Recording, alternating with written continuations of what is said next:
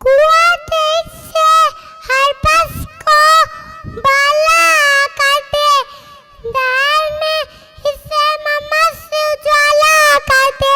जनाबे सद उसादा कराम और मेरे अजीज साथियों, अस्सलाम वालेकुम।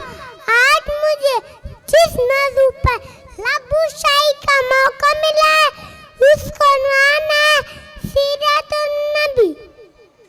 जनाबे सद इस नीले आसमान के तारे, फूलों की महक, चिड़ियों की चहक और गुलशन की बहार मेरे आका की तारीफ बयान करती है। जनाबे सद अल्लाह ने भी मेरे और आपके नबी का जिक्र एक या 100 आयतों में नहीं बल्कि 1400 आयतों में किया है। कुरान की सारी याद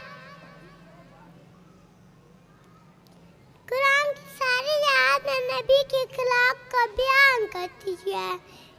मेरे नबी की जिंदगी हमारे लिए